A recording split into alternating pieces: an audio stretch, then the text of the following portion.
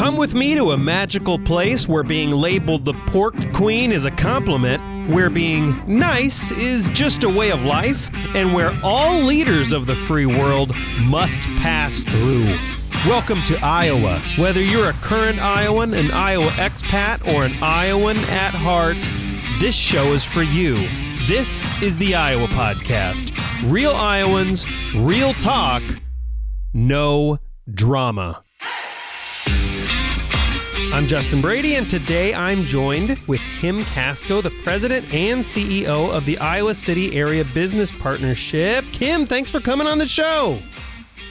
Justin, thank you for having me. Really happy you're here. Obviously, we had Jay Byers on the podcast, and he was like, Kim's amazing. Got to get her on the show. So, of course, we had to do that. I don't know if you remember this, but I remember when I was younger, and the only thing I remembered about Iowa City was Iowa games. That was kind of it. And, you know, Iowa City back years ago was in a similar spot in the Des Moines Metro, which is where I grew up, which was, you know, like late 80s, not much going on, but you lived there and it was great. But Iowa City has changed and has been changing very, very rapidly. There's a lot more going on than just the University of Iowa these days. Oh, yes, that's for sure. Yeah, that's for sure. So one of the bigger things that you guys announced recently is the Project Together. And we're going to really dig into this because it's interesting. But first, did this come out of COVID? Is this kind of a plan that came out of COVID? Is that what I'm reading? Yeah, it kind of did. When COVID first hit in March of 2020, we collectively pooled our resources. Our organization, which we are the local Chamber of Commerce, so us and our partners at the Economic Development Group here, our CVB and our downtown district, we all realized we were sending the same messages and trying to push out information to the same set of stakeholders. So we really kind of joined up our marketing and communications teams, set up a joint website, and did a heck of a lot of activities together to really help our community through this. One of the things we also did was gather up a group of stakeholders from around the community, for-profit entities, nonprofit entities, our government partners, and created this big group that met weekly, every Friday, just to stand up, status on what's going on. What are the challenges in the school district? What do our cities need? How our banks distributing PPP? And our hospitals were huge, in this, letting us know, where are the numbers at? And so we really stood up this effort to really address the immediate needs and short-term concerns, but also it was always about how can we look towards long-term recovery. And that was part of the purpose of what was then called Project Better Together. That was always part of the intention. But as you know, COVID went on a lot longer than any of us thought. So we were really in that short-term reactive mode for at least a year, right? So then as we were coming out of 2020 into 2021, we were like, okay, how do we ensure that this group of stakeholders, this cross-section of people from around the community stay together and continue to communicate together and do things together. And, and you see that a lot, during times of crisis, people come together and then they go back into their silos. And so how do we keep that momentum going? And so, we knew even prior to the pandemic, many communities were launching visions, long-term visions. And we thought, okay, this might be our moment. How do we take a common crisis that bound us to a common vision for our future as something that is inspiring and our North Star and keeps people working together across the silos. And so we knew of a couple of other communities that did this. So we benchmarked them and wound up hiring Rebecca Ryan, who is an economic developer as well as a futurist. And she stepped us through, I think the process took 8-9 months, of really, digging deep and really looking at, not just retrospectively, what are the challenges and opportunities? We didn't do your typical SWOT analysis. We looked at trends that are impacting our community in the future. And we had a big group of folks get together and sort those trends, and identify, what's most likely to impact us, and are we prepared? What's our level of readiness? And then we turned kind of those things into scenarios and developed a couple scenarios, like what do we want our future to look like? What's an expected future? I want to go back to trends really quick though, because that's really interesting. I was reading that in the report, and I don't want you to get too far into this because I want to step back just a little bit and talk about what those trends are. Because you guys dug, like you mentioned, 8 months, you really dug into a lot of details. It's kind of intimidating when you're reading through some of this. It sounds like, it gives me nightmares. Like, I don't want to, conduct something this deep. But the group collected a bunch of key metrics. You collected data about the region, data from stakeholders and communities, and then you processed these into trends like you were alluding to, and data that's going to impact the region in 2030 and beyond. Do you have like an overview of some of the key findings and what you learned? We looked at, I'm trying to refresh my memory because it was a lot. We looked at over 30, 40 trends. And so it was, I think everyone's brain hurt after this activity of looking at all these things. And it ran the gamut from things that were related to environment, society, technology. It was in a number of different categories. But some of the things that we found, in terms of what, and I'll start with kind of what we were ready for, just knowing there's increasing work, research and development within, biosciences. We've got a university in our backyard. So we felt a little bit more prepared for that trend, growing med tech industry, increasing flood resiliency and the need for that, increasing, investments and development in solar energy. So increasing number of baby boomer retirees. And so these are some of the trends we actually rated as being, ready for, relatively speaking. We're all comparing the trends to each other.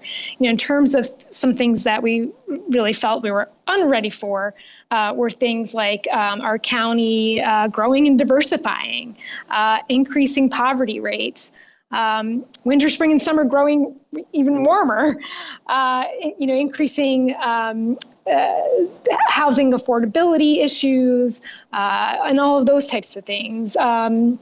So like those are some of the areas where, our folks participating in this effort identified as, okay, this is where we need to do some work. And so those are some of the top trends we looked at. Okay. So one of those, one of those was, you mentioned waterways and river and flooding, right? And that was one of the big parts of the report that I was reading. And, Des Moines, where I'm from, is going through a similar plan right now, where they're looking at the Des Moines River and they're saying, this is kind of cool. We have a big frickin' river and we should do something with it. And you guys are kind of in the same process, right? What do you guys envision for the Iowa River? Yeah, so that's one of the things that came out, since there were a lot of trends around, not just having like a local waterway, but water quality. And so yes, that actually wound up being one of our 5 strategic pillars is champions of the national environment. But one of the sub things under that is the Iowa River, and how do we utilize this as an amenity? Being a landlocked state, we're not by oceans, we don't have mountains. And so, but we have this river, and, how do we just build amenities along it? So yeah, it was similar to Des Moines. We're looking at, how do we really activate, that space? And so, and luckily the state has a grant out at the moment around Destination Iowa, and I think a lot of proposals are around just activating our waterways and amenities along the river. And so we're looking at, how can we leverage that and some other things. I mean, this is stuff, it's neat to see because it was things that were, there were plans, in the works prior to COVID hitting in terms of, activating things along the river. And now we see those plans being put back on the table and starting to become a reality. Now, does that look similar to other riverway projects? Like I know in Des Moines, again, that's where I'm from, it's the rapids and stuff like that. But the Iowa River's a little bigger. So does it look a little different? It's a Or collection. is it bigger? of things. Maybe I'm wrong on that. Is it bigger? Is the Iowa River bigger than the Des Moines River? Maybe that's a dumb question. That's a good question. No, I actually we'll get our don't know. top scientists on it. But we might need someone to research that. I'm actually not sure. Well, I'm sure that's something I can Google later. There are probably people listening to the podcast right now saying, hey, dummy, how could you not know this? I grew up in Iowa, people, but I don't know everything. So, yeah, let me ask that question again here so we don't get too far off topic. My fault, of course, is what kind of plans are you doing with the Iowa River? What does that look like? What can the average resident in Iowa City expect? A lot of different things. There will be both things to do on the river, like kayaking, paddleboarding. Some of the plans include like having boat launches and things like that, but also a lot of development like on the land along the river, like amphitheaters and bike trails. And then also looking at, how can we connect the two? I think what's neat about our plans is looking at, how do you connect these different infrastructure pieces, from transit to biking, to bikeways to boating and being on the river, and how does it all connect? And how does it connect you to different amenities and different neighborhoods? And so how do you bring it all together? And the river cuts across, the university, has riverfront, Right, yep. The city of Iowa City, Coralville, and how do you bring all those entities together to develop a cohesive plan? And so our peers at Think Iowa City, or CVB, have been spearheading, putting together a proposal to submit to the state, and I got a sneak peek at it last week, and it's really, really exciting. So we'll be keep our fingers crossed that we get it, and we'll be excited to launch that to the community. You can't just say you got a sneak peek of it and not give us a little hint. I don't know if I can say. You can say. Actually, it might be. I'm not sure if the proposal submitted might be public, so people could take a look. But I'm not 100% sure about that. Hypothetically speaking, what? There's nothing you can say just yet. Nothing you can kind of give us a little sneak of. Nothing. Well, I think some of the stuff I just shared, is what's coming, or things that are in the proposal. I wish I could share, this is an audio, so I can't share the visuals. I can tell you that when you look at the plan and the proposal and see like the maps and the diagrams and the pictures, like that really, really brings it to life. Sure. It's really, really neat. But a lot of that, again, like it's all about connecting, our various neighborhoods and connecting, not just having, okay, there's a boat launch here and it's like all that. It's, connecting that to the bike paths and the amphitheaters, and just all connected. What I'm hearing is tune in and make sure you're following the Iowa City Area Business Partnership for more information. That's what I'm hearing. But I want to go back to transit. You talked a little bit about transit and connecting everything, and that was also part of the plan. Investing in regional transit. Now Iowa City does have a regional transit system right now. So how would this change that? No, we don't have a regional transit system. We have a collection of different transit systems. So each municipality has their own, bus system, and then there's the university, CAN bus. And so yeah, I think part of the challenge, or rather opportunity, is to look how to be more regional in that effort. And then I think another, opportunity we're looking towards is, with the funding coming out of our federal government, around infrastructure, that Amtrak line, is back on the table, or back on consideration, connecting Chicago to Quad Cities, to us, to Des Moines, and what that potentially could be. We're still not sure if that's, going to become a reality, but there's a lot of different folks that are working on it and diving into it to see if that could happen.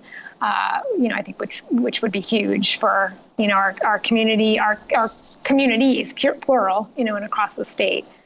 So now that's, I think, the only, well, not only, but I know that there's one, I don't know if they call it a hub or a station in Osceola, right? But is that the only one in Iowa?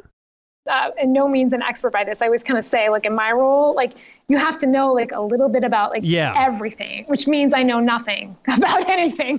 And so, and I'm always careful. I'm I never want to say the wrong thing. But yeah, it looks like there are 6 Amtrak stations in Iowa. Oh, see, does that make you feel any better that I was way off? No, I thought there was like one in grew up Osceola. here, dude. Like I didn't grow up here. So, but I think that, and this one would be, just an additional line coming across the middle of the state and connecting, in the Quad Cities, in Iowa City and in Des Moines, to Council Bluffs, I believe.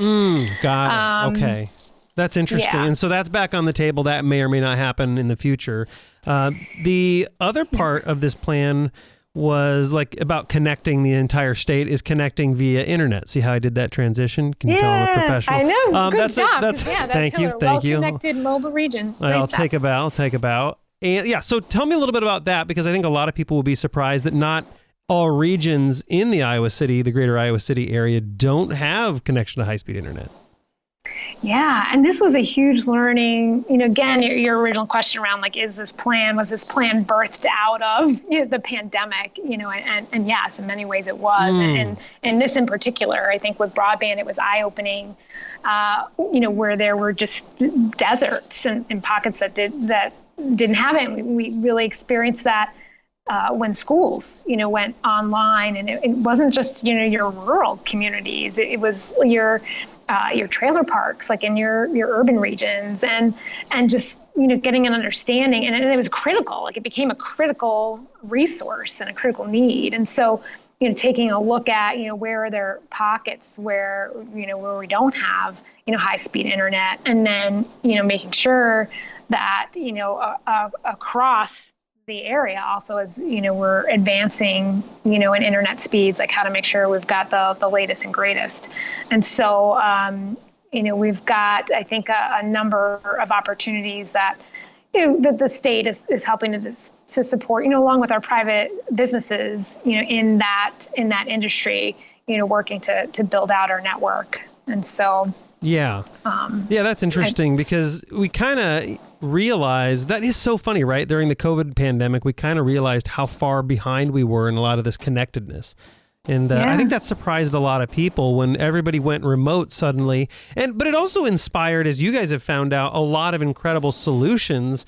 And like, my wife's a teacher, and she found some incredible online solutions for teaching choir to kids remotely. Like, no one thought that was possible. So like, It did really inspire a lot of new ideas, and a lot of, I hate to use this word typically, but a lot of innovation, right? But because it's kind of widely used, it's talked about a lot. I know that's in your report though, right? You guys have identified a lot of innovation zones and what you're calling creativity centers, where you're going to focus on certain individuals to get them into those areas. Can you expand on this? Yeah, and that one, some of the projects, so in this report, we've got some projects that are underway and some that are not. They're aspirational and suggestive in a way. So, the planning team kind of threw some things out there that we heard through the trend research, through our survey, through focus groups. And one of them was around, how do we create these, innovation zones and bring together, multiple disciplines, to spark that. And I think a lot of the plan, that's under Pillar 4, which is thriving inclusive economic ecosystem. So from like a business and economy standpoint, but it also very much connects with Pillar 2, authentic, vibrant neighborhoods. And it's just all about bringing people and a diversity of people and a diversity of assets together and creating those connections. And so that kind of came out loud and clear, particularly when we were doing, focus groups in terms of what's important to people, in terms of just connecting in a real way, not in a broadband way, like person to person kind of way, and like that sense of belonging, to a community in a neighborhood, or an innovation center. Now, is this like through like physical space? Is that being considered like physical space and grants for like co-working or maker spaces? We had Tracy John on the show as well. Is that what this looks like? Yes, and actually, I'm doing the call right now from a co-working space in downtown Iowa City, the Merge space, where our office, we've got an office here as well as our partners at the Iowa City Area Development Group. But it's also an open co-working space, and we have a few throughout the community, not just in Iowa City, but Coralville, North Liberty as well. And so, and the one we have here also has like a 3D printer and all that. But looking at where can we build more of these spaces or these hubs, in different neighborhoods. We've got a lot of work. Part of Pillar 4 is, looking, ensuring that our economic ecosystem is inclusive. Again, another thing we learned from the pandemic is that we're not doing a great job, supporting our traditionally marginalized and underserved business community. And how do we do a better job of that? And a lot of what we've heard, folks would like to see is having some of these, innovation hubs and these centers, these neighborhood centers within the neighborhoods in the communities. And so we've got a lot of great work actually going on in the South District of Iowa City. They just set up a self-supported municipal improvement district, which is a mouthful to say, a SMID, and have been doing some fantastic things, in that community. They had a second annual diversity market this summer, looking at creating an indoor market, and again, also looking at kind of creating a hub for particularly for businesses to come together and share resources and ideas and all of that. So yes, and that would be like a physical space. And that kind of ties into another pillar in there, which is improving neighborhoods and districts. So, ensuring I think this was in the report, I'm just going to read it out, but ensure all neighborhoods have affordable childcare and assure all neighborhoods have affordable housing. Are these kind of related? The innovation zones, investing in like spaces for writers, artists, musicians, but then also investing in affordable childcare and housing? Are these kind of tied together?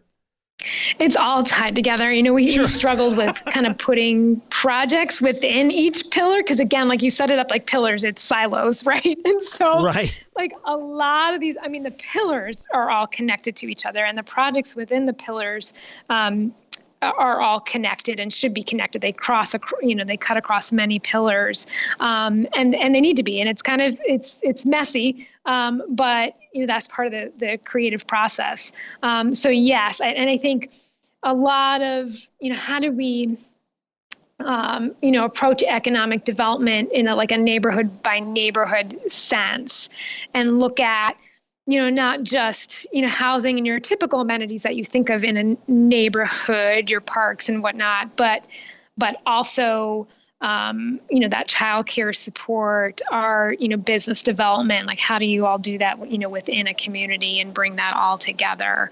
And yes, like affordable housing is a critical component in that, and I think across all of our communities, and childcare, just ensuring, we don't have enough spots, and that's a barrier to workforce.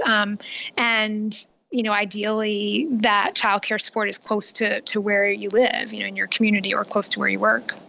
Yeah, and this is tough, right? Like I'm reading through the report, and in some ways, and I mean, this with full like respect, I'm kind of looking at my own housing list, right? Like I would like to get the gutters fixed, or I would like to get these things fixed, but I also have a budget, and I know that the Iowa City area has a budget. And so I'm looking at all these things. I'm like, my gosh, this is great stuff. I like all of it. No disagreement on anything. But there's always the big question, like, how does the budgeting thing work? Because it is a public-private partnership. Are Iowa City residents looking at tax increases for this stuff? Because innovation zones, transit, the river, improving neighborhoods, affordable childcare, affordable housing. That's a big list with a couple B's beyond it. So are there private companies who have already stood up and said, we will do this if the city works with us? Like, what does that look like from a cash standpoint? Yeah, no, that's a great question. And that's what we're working on right now, is figuring out, the funding for all this. And I think part of the thought too, initially, when we were launching this project, like knowing there were a lot of government dollars flowing through communities, after 2020, particularly with ARPA, and knowing, okay, what are we going to do with these funds? What's the plan? And like, we really don't necessarily have that collective vision that then provides direction for funding.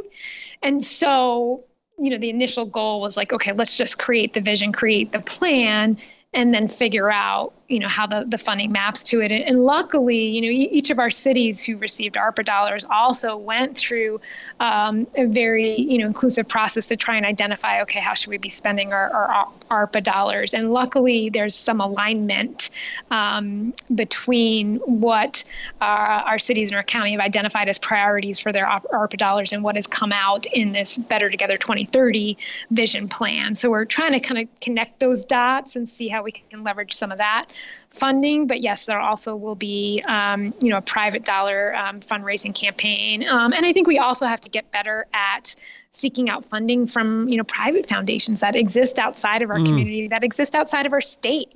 How do we, there's just a ton of foundations out there doing great work or that want to support great work that aligns with what we have, in our vision. And so leveraging that as well.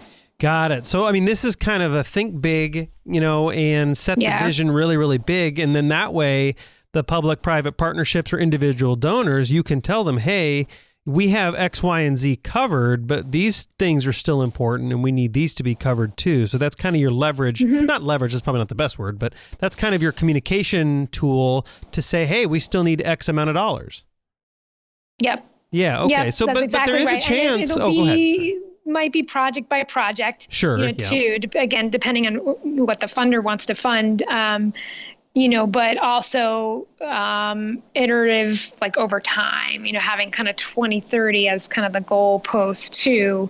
We've got a little bit of a runway, to for identifying other opportunities. And then the goal too is, okay, as you get closer to 2030, figuring out, okay, what's the next 10 years after that? This should be just evolving and not a one-time thing. Real quick before I let you go, I know that there's so much we could have talked about, right? And there's not enough time to talk about all of it, but North Liberty has some cool stuff going on. There's a civic campus, new hospital, new development. There's like basically Pin Seekers is coming to Iowa City, but it's coming to Tiffin. It's kind of like a Topgolf kind of thing. Yeah. But really quick, I want to end on what's the status of the art building, the University of Iowa Museum of Art building. Is that open now? Is that new? Is it all opened up? Yes. The University of Iowa Museum of Art is open now. They just opened in August a few weeks ago, and it's really, really exciting to have them back online and have them be, right downtown, and they're really just a wonderful asset for our community and open, to the whole community. And so it's a really great space. I encourage everyone to check that out. There's also one of the other big things I have to acknowledge is our 50th anniversary of the University of Iowa Women's Athletics and Title IX. That's huge for us. Dr. Christine Grant, who served as the University of Iowa's athletic director from, I think it was 1973 to 2000, it's a huge advocate for women's athletics and gender equity and instrumental in Title IX. And so there's going to be a lot of great celebration events throughout the community, just celebrating that and that part of our history. And so we're really, excited about that. We've got also University of Iowa has a new women's wrestling team. And so just a lot of, going back to where we started the conversation around, sports and all of that in our community, especially with the university, there's just a ton of great things going on. Athletics certainly runs deep in the Iowa City area. So it does. Really appreciate your time. Kim Casko, President and CEO of the Iowa City Area Business Partnership. Where do people go to learn what you guys are up to stay connected, and of course learn about the 50th anniversary celebration, but of course what's going on at the Iowa City Area Business Partnership?